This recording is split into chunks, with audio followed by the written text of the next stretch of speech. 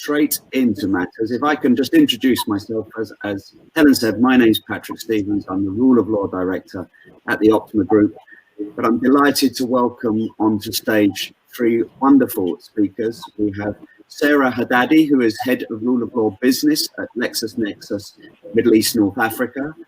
We have Anthony Crockett, who is a partner at Herbert Smith Freehills, and we have Gayatri Raman, who is Managing Director of LexisNexis Southeast Asia.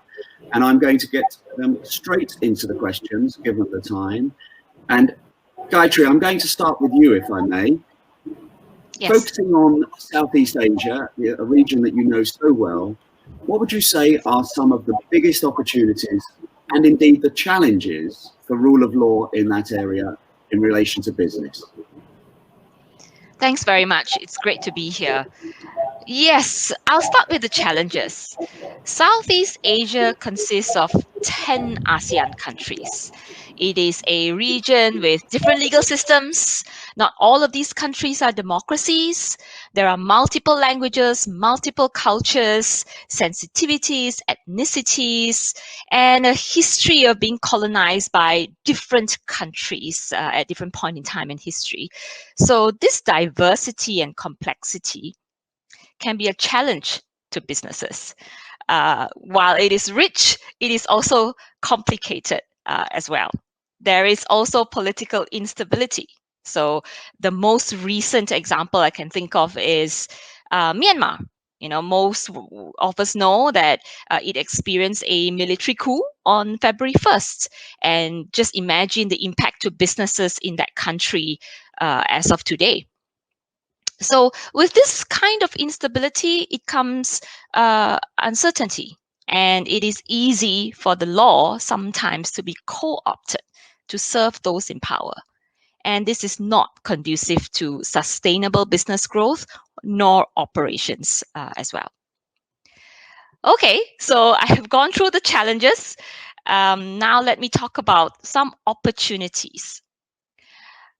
Honestly and ironically, a region like this at various stages of democratization, development, poverty levels, etc. This is where businesses can really move the needle. We can play a very, very meaningful role just by applying our skills, our knowledge, and our ethics, and doing business the right way. We have a lot to offer. I'll just give you a simple example. When I first visited the Myanmar Parliament Library, I saw that legal publishers had donated many boxes of books to the library. Law journals, legal textbooks, all of it. But then I also saw that these were arranged according to donors. Just let that sink for a minute. How can you find anything if it is arranged according to donors? So just giving them these books weren't enough. No one would find anything, right? But if we went one step further, which is training them how to organize their books, their library, so that members of parliament can access critical legal knowledge, that really moves the needle. It is not sophisticated stuff. It's not rocket science, but it moves the needle. Another example, cases are not publicly accessible in Myanmar or in many of the countries in ASEAN. How would citizens know the law? How would you know what your rights are? So we worked with the Supreme Court in Myanmar before the coup for a year, a full year, to publish commercial cases online. And we trained 500 judges on how to publish and upload cases, their judgments online, and use standard forms and templates to write their judgments. The goal was to improve Myanmar's standing in the Ease of Doing Business Index. So lofty ambitions, but practical ways of doing so as well. Thank you very much. I'm going to now move on to Anthony and ask you a question really to set the context of all of this, perhaps. What do you say strong rule of law really looks like in this context? Thanks, Patrick. And I'll rely on the wisdom of others. There's an excellent book by Lord Bingham, the former Lord Chief Justice of England and Wales, that he wrote in 2010 on the rule of law, and I think it's an excellent sort of really accessible summary. In that book, he identifies 8 essential principles in terms of achieving the goal of a rule of law. The first principle, which is really coincidentally reflects what Gaythri's just been talking about, the law needs to be accessible, intelligible, clear, and predictable. You need to be able to look it up and understand what the law is. So that's principle number 1. The second is that questions of legal rights and liabilities ought to be resolved through the application of the law and not through the exercise of some form of arbitrary discretion. Laws should apply equally to everybody. Ministers and public officials should exercise powers in good faith and fairly and for proper purposes. They shouldn't exceed the limits of their powers. Closely related to that principle, the law must afford adequate protection of people's fundamental human rights. The 6th principle, the state needs to provide a way of resolving disputes that parties can't resolve themselves. So you need some system for the administration of justice. Those procedures for adjudication and dispute resolution need to be fair. And then I think importantly, in terms of the principles identified by Lord Bingham, the rule of law also requires compliance by the state with its international law obligations. And so the rule of law at a national level also depends upon the state complying with its international obligations. And that may include, for example, obligations in relation to human rights. And I think, as Gaythri's example identified, you need some practical things as well in terms of the realization of those principles. So as well as access to the law, you need legal education and training, you need adequate funding and resourcing for the legal system. And then the question was what does the strong rule of law look like? And so you need all of those things. And I guess I can think of what it doesn't look like. What does a weak rule of law look like?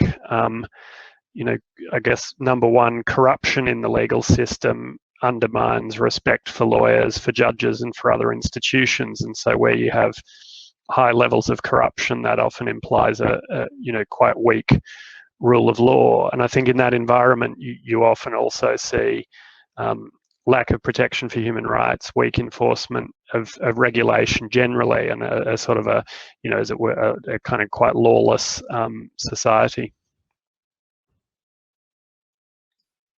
Thank you very much. And you've raised some very tricky and important issues there, particularly with the context of corruption and how that affects the rule of law and how it affects business.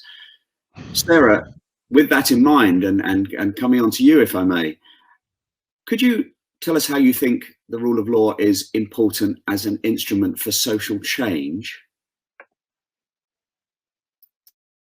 Sorry, Sarah, you're on mute at the moment.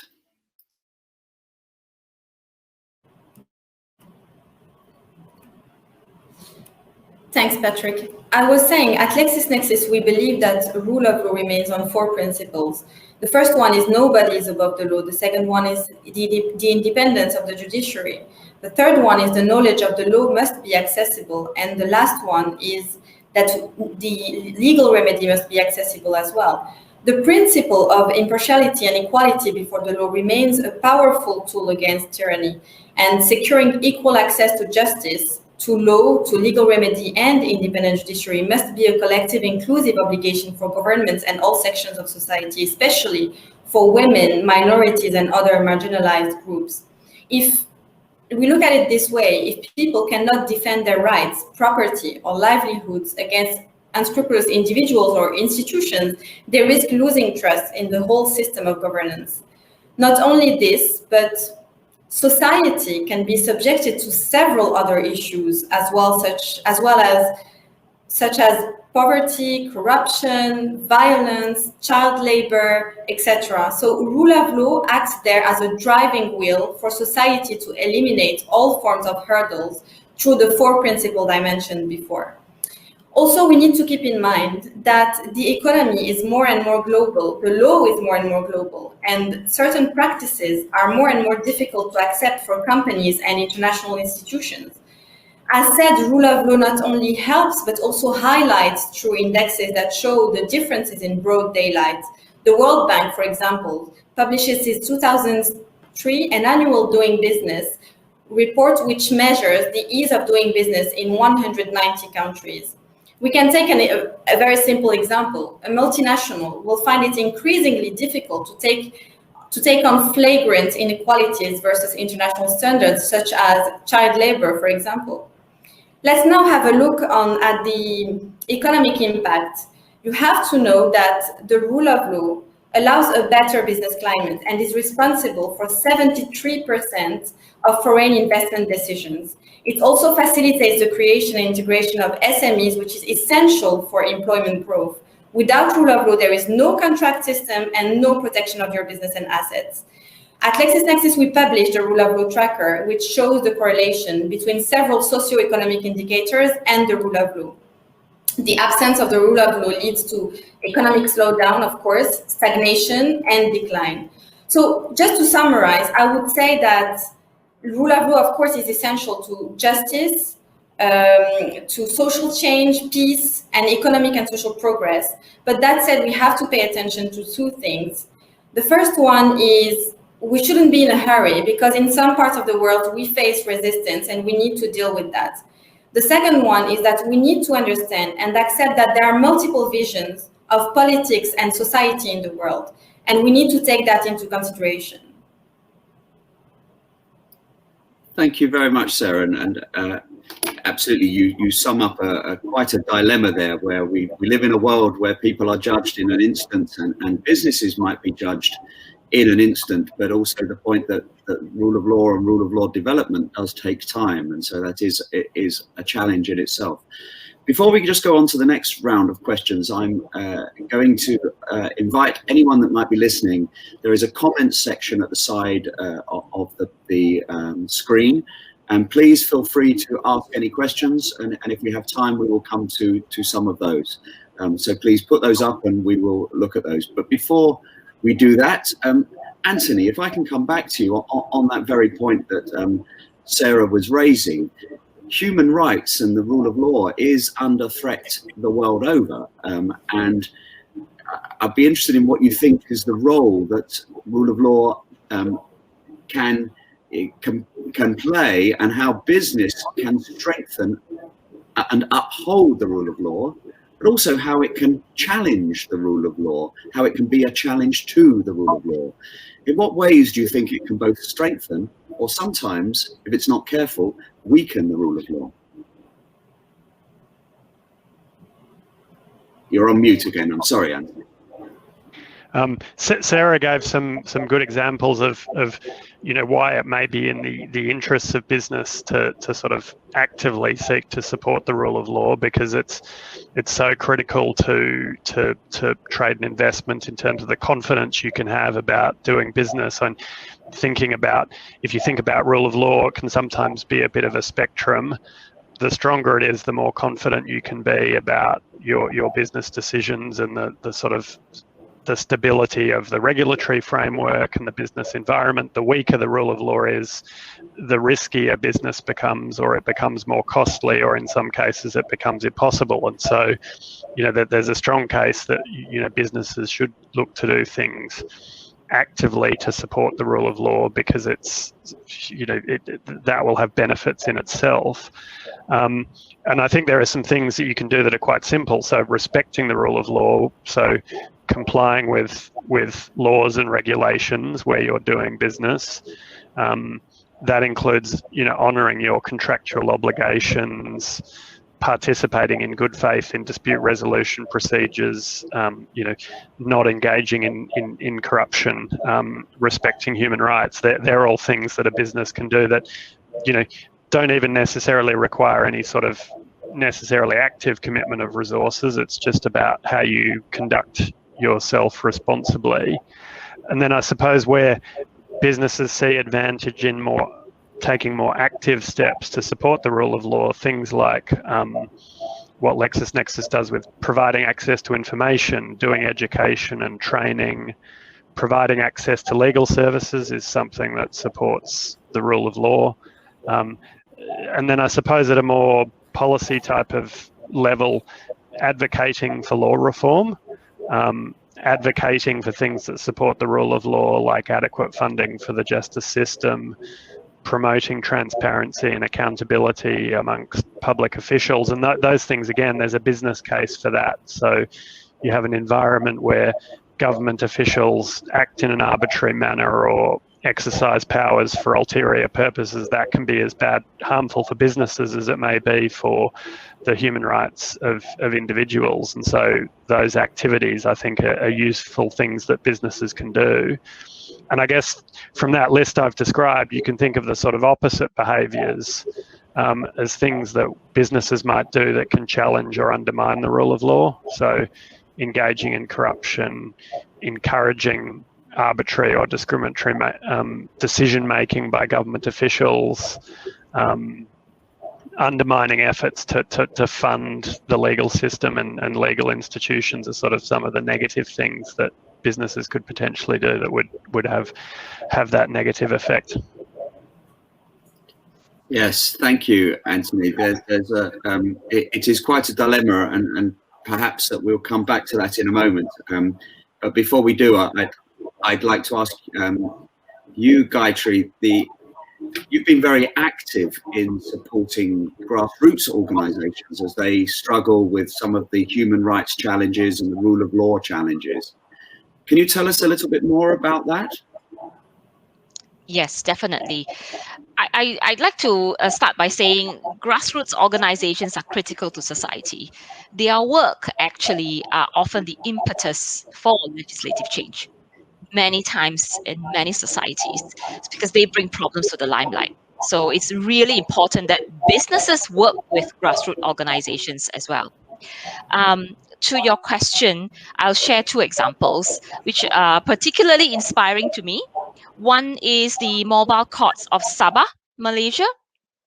And Sabah is in Borneo. It is a state in Malaysia, and it has a huge amount of indigenous community.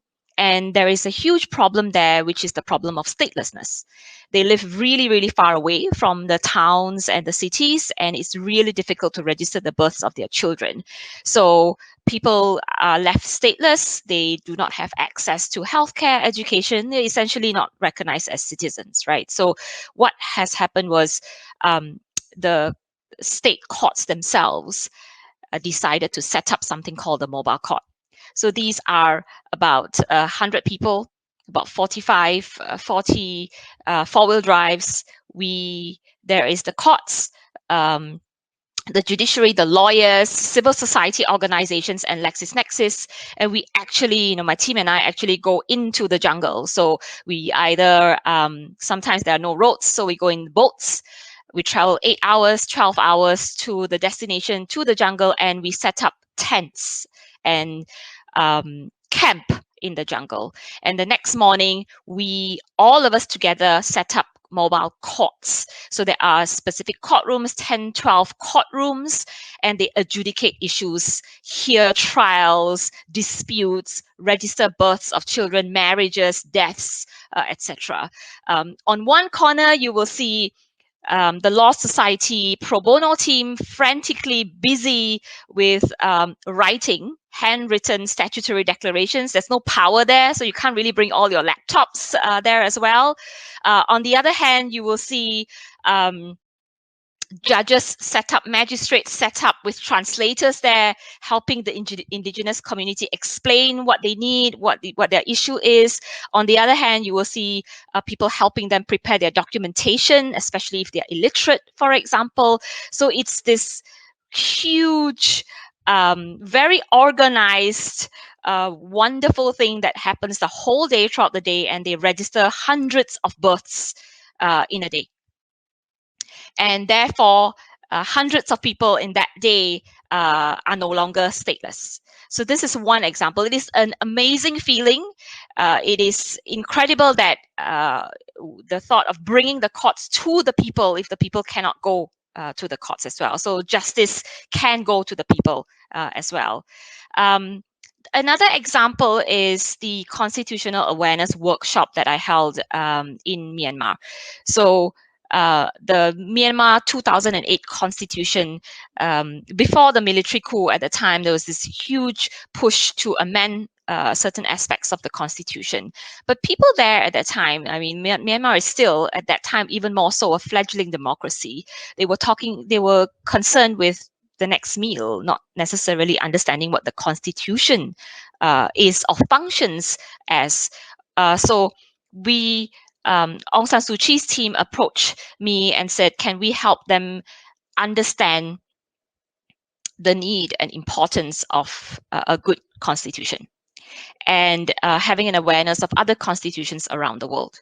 But how do you do that? How do you mobilize people in that way and talk about something so deep, for example? So we started with lawyers. We selected 100 lawyers and we gave them the tools, and we had a workshop to train the trainers so that these lawyers in Myanmar, working with the Law Society and the Myanmar Bar Associations, would come together, understand how they could guide and organize workshops to train other people and educate people about the Constitution.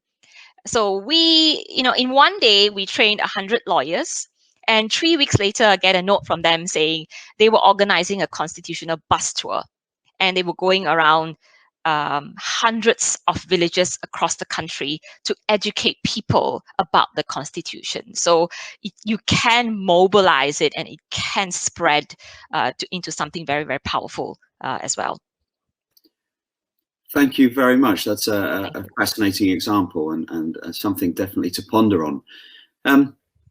Before we come to some questions in the chat and some questions that I might have, in addition, Sarah, would you also, recently the International Bar Association announced a huge 9-year study on gender parity in the law. Can you share some projects that you're involved with in relation to gender and equality? I'm sorry, I think you're on mute. Sorry. Gender equality is a topic that we're passionate about here at LexisNexis. I've been based in Dubai for 5 years now, and I have tried to meet many different women here in the region, not only in the UAE, but in Kuwait, in Qatar, in Saudi Arabia, in North Africa, etc., to understand. Most of them are lawyers and in-house counsels, etc., work for governmental entities, and I wanted to understand how they felt about their job on a daily basis, the obstacles they would face, etc. And we have tried, once we have understood this, to raise awareness in the region around the main issues that we thought were necessary to talk about. So we have done conferences and training around the topic, mainly with associations that, for example, the last one we did was in collaboration with the Arbitral Women, where we had a panel discussion made of women in the legal field, but men as well. One of them is the managing partner of a big local law firm here in Dubai, to really talk about all these obstacles that women face in a law firm, for example, but also how law firms can help improving their situation and raise those obstacles, like, for example, when they have to go in maternity leave, women empowerment when they come back to their job, etc. So this is the first thing we do. The second thing we do is around training. So we are aware that women are a bit less, will speak out less about their condition than men, or even in a work environment.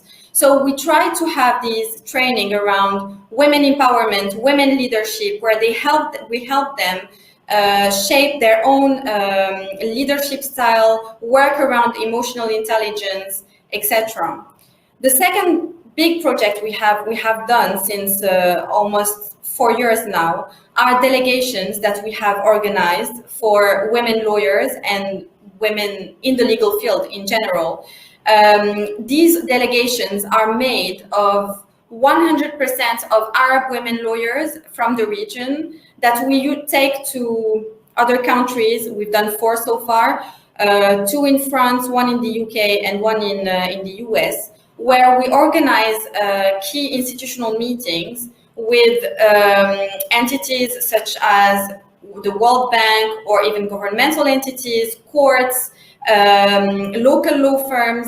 The idea around that is to exchange around the legal system in their countries, the legal system where we go in the countries that are hosting our delegations, and try to see how they can collaborate together in order to improve what they face in their own country. So that's always very, very interesting to have this kind of round tables, etc. We're currently also working on a book. It's called The Women in Law in the Arab World book. So it's going to feature, it's going to be, there's going to be sections per country in the MENA region.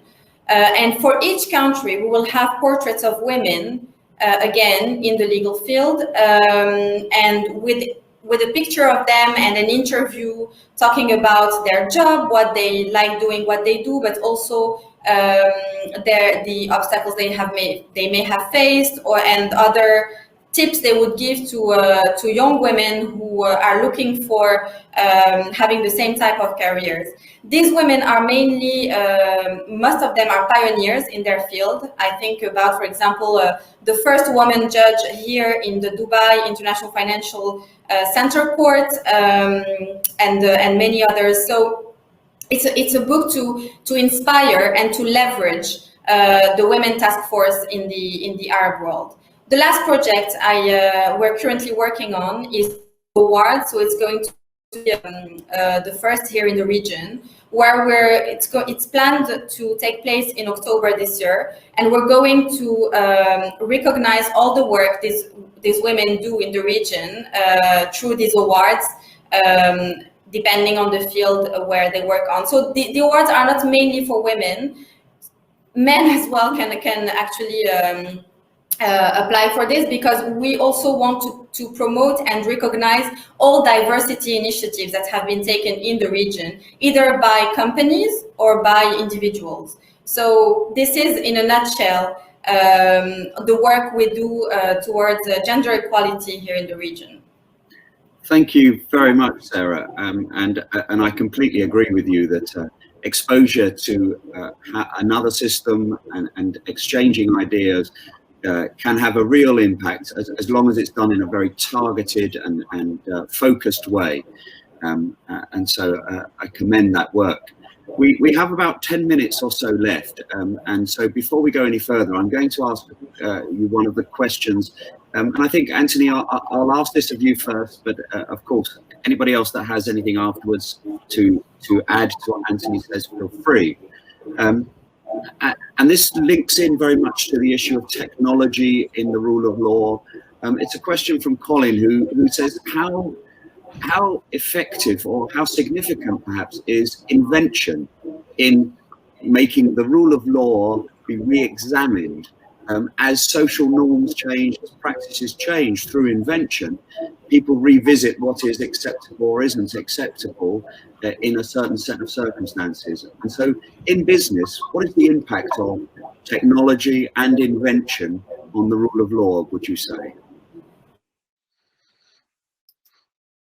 Thanks, Patrick. I think it can definitely have technology is probably having can have a very positive impact in terms of enabling access to information, enabling access to justice, the provision of dispute resolution services online. And my practice, I'm a dispute resolution lawyer, and we've gone almost entirely online for the last 18 months, and that seems to be working very effectively. And I see that as enabling,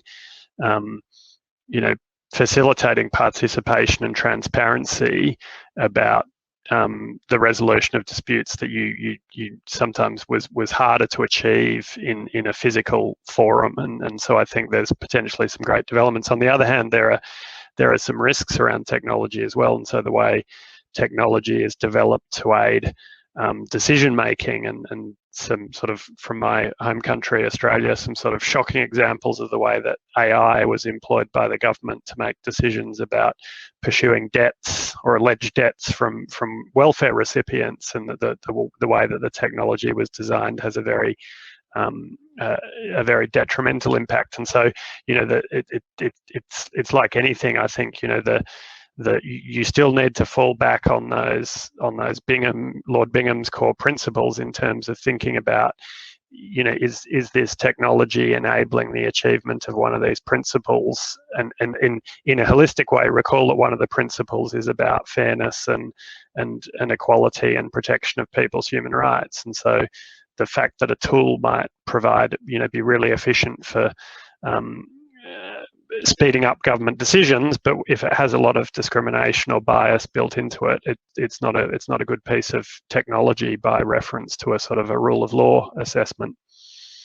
Thank you very much. I completely agree that the more complex it gets, the more you should go back to fundamental principles, and the Bingham principles will always be a very good place to go. Is there anything that either Sarah or Gayatri you would like to add to that, please? Gayatri. I just wanted to address Colin's question related to redefining tolerances, liabilities, what's reasonable, and societal change. I think that technology has been this game changer in giving people access to information. News and information is no longer, of course, there are the cons about it as well, but news is no longer controlled by a select few news agencies. And there is a lot of empowerment in so much truth, which is unfiltered, that comes out of the people.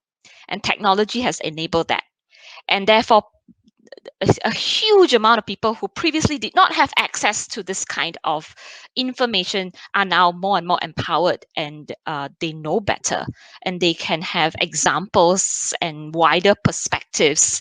The more you see, the more you are exposed to differences, innovation, something new, something unfamiliar. The more you're exposed to it, the more tolerant you will be of it, and the more you will learn of it as well. So I also think that it serves as a way to check on different behaviors, different ethical considerations as well. So businesses are a lot more afraid of the social media comments than a simple letter that was sent to us in the past, for example. My name is Catherine Govey, and I'm the Executive Director at Open. So I personally think that that is this key thing that has changed people's perception. Okay, thank you. We've just got about 5 minutes left, so I'm going to finish with one last question. Sarah, I'll come to you first with this, if I may. And it's a question that's very close to my heart from Kevin, which is, for people that work outside the legal profession, often some of these concepts may appear complex and difficult to understand. But how important is it that the general population understands the issues of the rule of law and how important it is? Sarah. So I would say that, again, for people who are not familiar with the rule of law, and which I completely can understand, and that's why at LexisNexis we have actually drafted a brochure to try to explain what rule of law is and what the impact of rule of law is and can be from a socioeconomical perspective. I think we should go back to the principles I mentioned earlier during the first question you have actually asked me. Which is nobody is above the law, independence of judiciary, knowledge of the law must be accessible, and legal remedy must be accessible. These four pillars helps to assure that the principles of impartiality and equality before the law is there for everyone, and that's key. That's key for in terms of human rights and in terms of economical growth for each country. Thank you. Gayatri, would you like to add anything to that? Yes, I'll give an example.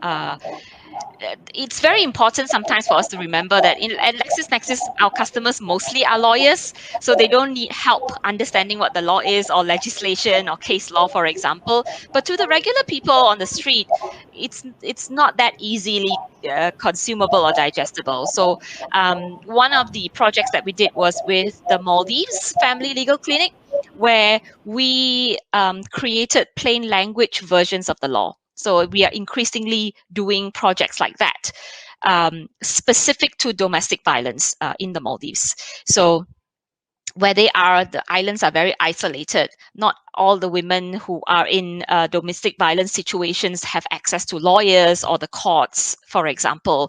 But the law is there. They enacted the law to protect women. The women just don't know about it. So what we did was we actually worked with the Family Legal Clinic, created plain language, simplified versions of the law, disseminated it so that women could understand what their rights are as well. So I think it's really important for us to make sure that we make laws consumable to everybody, not just lawyers. Thank you very much. And Anthony, final words to round off? I agree with everything that Sarah and Gayatri have said. I suppose, one of the important points about the strong rule of law is also an environment where the general population trusts in the legal institutions and the judiciary and what have you, and that's sort of perhaps something slightly intangible, but all of the practical things that Gayatri and Sarah have mentioned about making sure that you don't need to understand all of Bingham's principles, but you need to have trust in the system, that you can access the information, that you can access a remedy, that you can access advice, and I think that's probably the more important thing. And how you go about achieving that requires all of those activities and the resourcing and the support of the state. Thank you very much, Anthony. And I think it just falls upon me now to firstly thank all three of you very much for your wonderful contributions today. It's been wonderful for us to have three such experts with real practical examples of the importance of the rule of law and things that you can do about it. I'd like to thank anyone that has been listening and for the questions that were submitted. Very grateful for your time and for your interest. And I would just conclude by saying that if you need to understand how important the rule of law is, just spend some time in a country that doesn't have it. And with that, I hope you enjoy the rest of your day and see you again soon.